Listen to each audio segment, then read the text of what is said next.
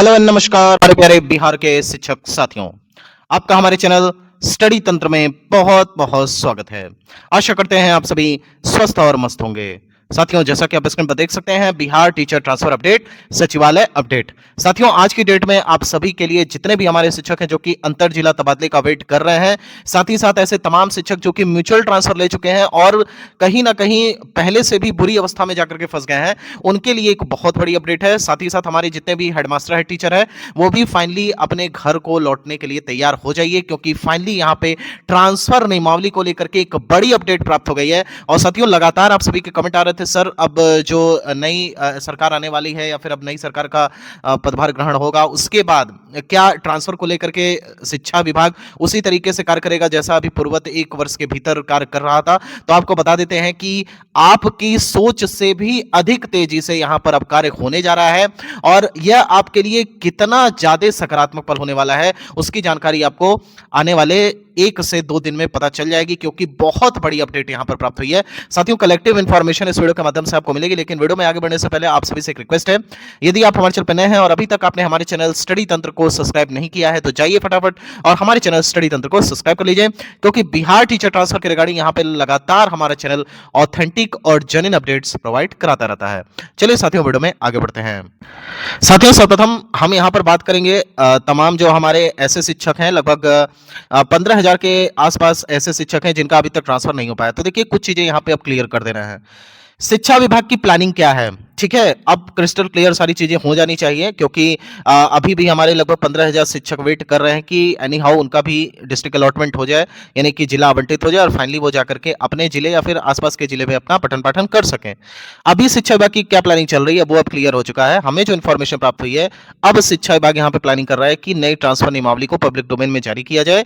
प्राप्त जानकारी के अनुसार, बहुत बड़ी जानकारी आपको दे रहा है, हमें जो जानकारी मिली है कि 15 मार्च तक हर हाल में, सब पहली वीडियो में भी आपको बताया गया था कि 15 मार्च तक हर हाल में यहां पे आप सभी के पब्लिक डोमेन में आपका जो नई ट्रांसफर नियमावली से जारी किया जा सकता है। लेकिन अब जो हमें इंफॉर्मेशन मिल रही है, 101% पूरी संभावना है कि 15 मार्च तक हर हाल में आपका यहां पे नई ट्रांसफर नियमावली लागू हो जाएगा। और अभी जो हम एक तरह से सेफ भी खेल सकते हैं, ऐसा नहीं है कि हमने 15 मार्च कह दिया तो 15 मार्च को ही जारी होगा। हमें जो इंफॉर्मेशन मिली है वो हमने डायरेक्ट आपको बता दिया, इसमें हम सेफ खेलने की कोशिश नहीं कर रहे हैं। लेकिन फिर भी आप एक बात याद रखिएगा कि 15 मार्च से लेकर के, इन केस अगर 15 मार्च को ये जारी नहीं होता है, तो 15 मार्च से लेकर के यहां पे 25 मार्च तक डेट पकड़ करके चलिए। इसके बीच में भी किसी भी दिन आपको ये एक बड़ी खबर मिल सकती है, नई ट्रांसफर नियमावली पब्लिक डोमेन में जारी। साथियों, आपको यह भी बता देते हैं कि नई ट्रांसफर नियमावली में कौन कौन से संशोधन किए गए हैं। आपको पहले से ही यहां पे बहुत सारी जानकारी दी जा चुकी है ऑलरेडी प्रीवियस वीडियोस के माध्यम से। अब आपको यहां पर बता देते हैं कि अगर इस बार, याद रखिएगा, इस बार आप ट्रांसफर बहुत सोच समझ कर लीजिएगा। जो लोग काफी पास में हैं, मतलब मान लीजिए कि अगर कोई मुजफ्फरपुर जिले का है और मुजफ्फरपुर जिले में अभी वो पोस्टेड नहीं है, वो मान लीजिए समस्तीपुर डिस्ट्रिक्ट में पोस्टेड है या फिर दरभंगा जिले में पोस्टेड है, तो ऐसे जिले में अगर आप पदस्थापित हैं और अगर आप ट्रांसफर अपना भर रहे हैं, ठीक है, और फिर अगर आप ट्रांसफर लेने के बाद मान लीजिए आपको मुजफ्फरपुर नहीं मिलता है, आप दरभंगा में थोड़ी सी दूरी पे हैं, आपको समस्तीपुर मिल जाता है या समस्तीपुर का लास्ट बॉर्डर मिल जाता है, वहां से भी अगर आपके घर की दूरी है और अगर आप निश्चित है कि हाँ आपको ट्रांसफर लेना ही लेना है, तभी आप लीजिएगा। ये बात सभी लोगों के लिए है। बिहार में 38 जिले हैं और इन सभी शिक्षकों के ऊपर लागू होगी, क्योंकि प्राप्त जानकारी के अनुसार इस बार शिक्षा विभाग आपके ऊपर बाध्यता लगा सकता है। अगर एक बार आप ट्रांसफर लेते हैं तो यहां पे आपको कम से कम एटलीस्ट 3 वर्ष के लिए रोका जाएगा, मतलब 3 वर्ष तक के लिए आपको रोका जाएगा कि आप 3 साल तक ट्रांसफर नहीं ले पाएंगे। पहले हालांकि ये 5 वर्ष था, उसे घटा करके शिक्षा विभाग ने 3 वर्ष कर दिया है। और अब जो हमें जानकारी मिल रही है, ये कलेक्टिव इंफॉर्मेशन है कि 3 साल तक आप उस विद्यालय में पदस्थापित रहेंगे। उसके बाद अब ये जो नई ट्रांसफर नियमावली है, ये अब जेन्युइनली वर्क करती रहेगी। पूरे वर्ष में 2 बार, बताया जा रहा है कि 2 बार ट्रांसफर किए जाएंगे। ये अच्छी ट्रांसफर होगा। हालांकि एक बार अगर आपने योगदान कर लिया तो 3 वर्ष तक आप मतलब नहीं भर पाएंगे। और म्यूचुअल के संबंध में बताया गया है कि म्यूचुअल भी आपके लिए 3 वर्ष रोका जाएगा। ऐसा नहीं है कि म्यूचुअल अनलिमिटेड ले सकते हैं, ऐसा कुछ नहीं है। हालांकि म्यूचुअल तो आप अनलिमिटेड लेने का मतलब ये है एक विद्यालय से दूसरे विद्यालय में जाते रहेंगे, वो अलग विषय है।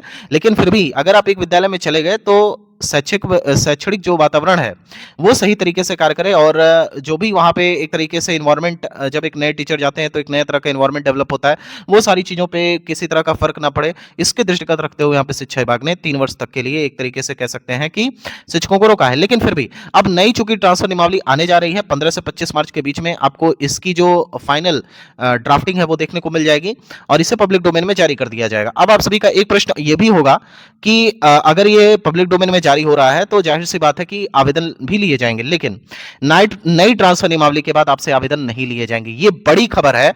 अब जनगणना स्टार्ट होने जा रही है, ठीक है। जनगणना स्टार्ट होने से पहले आपको एक बड़ा तोहफा सरकार देगी, शिक्षा विभाग देगा, लेकिन आपकी जो प्रारंभिक स्टेज 1 की जो जनगणना है वो 31 मई तक चलेगी। तो जाहिर सी बात है इसमें कई सारे शिक्षक कार्य में भी लगाए जाएंगे। तो जब तक आप कार्य करेंगे तब तक तो आपका ट्रांसफर होना नहीं है, लेकिन फिर भी आपसे आवेदन ले लिए जाएंगे। प्राप्त जानकारी के अनुसार संभवतः यहां पे अप्रैल महीने में ही, बड़ी खबर आपको बता देते हैं, यानी कि सत्र के आरंभ में ही आपसे आवेदन लिए जा सकते हैं और अप्रैल और मई 2 माह के आसपास लगभग समय रहेगा विभाग के पास, वो आराम से ट्रांसफर करती रहेगी उसी दौरान ट्रांसफर, लेकिन फाइनल पोस्टिंग आपकी जून के आसपास करेगा, समर वैकेशंस के टाइम पे, यानी कि जब आपकी गर्मी की छुट्टियां चल रही होंगी। साथ ही साथ एक बार और बताया जा रहा है कि यहाँ पे नवंबर महीने में आपसे आवेदन लिए जा सकते हैं और दिसंबर माह में आपका ट्रांसफर किया जाएगा। हालांकि ये मैंने कई सारे वीडियोस में आपको ये जानकारी प्रोवाइड की है कि हाँ 2 बार ट्रांसफर होना ही होना है।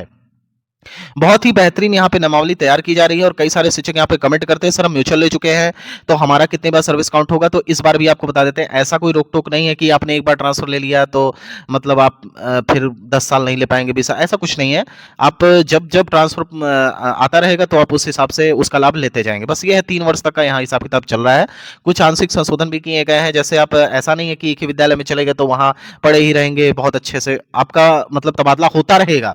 3 वर्ष के नियमित अंतराल पे आपका तबादला होता रहेगा एक विद्यालय से दूसरे विद्यालय में, उसी प्रखंड में या फिर अगले प्रखंड में। इस तरीके से शिक्षा विभाग वैकल्पिक व्यवस्था कर रहा है।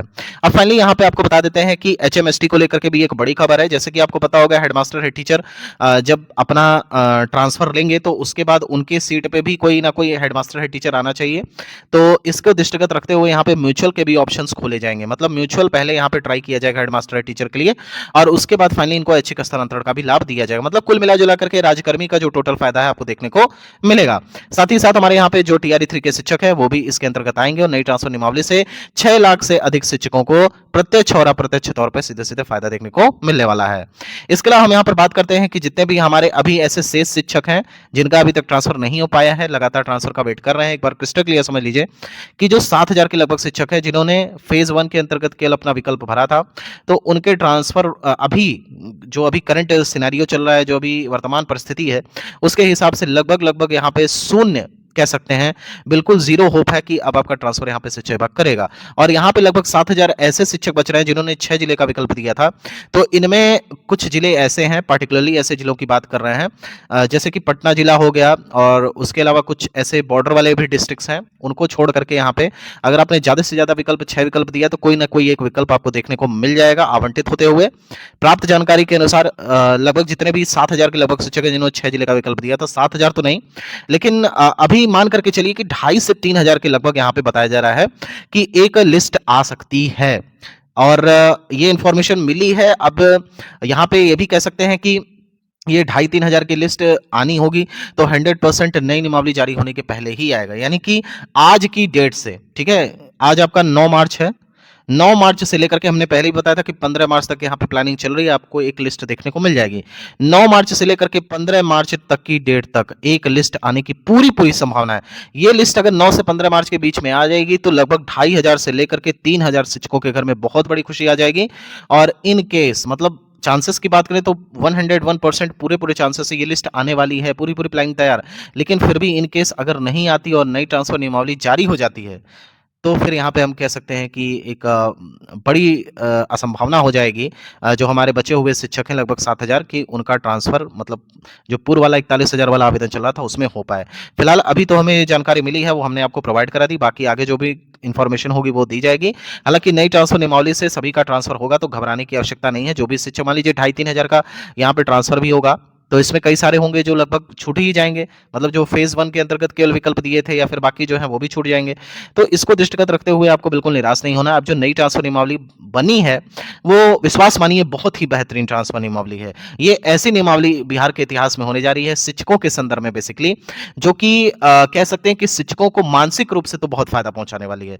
अब आगे बहुत सी लड़ाई बाकी है, जैसे कि 7वें वेतनमान के अनुरूप आपका वेतन मिले, तो उसके लिए भी यहाँ पे तमाम प्लानिंग चल रही है और बहुत जल्द इसको लेकर के भी एक बड़ी खुशखबरी देखने को मिलेगी।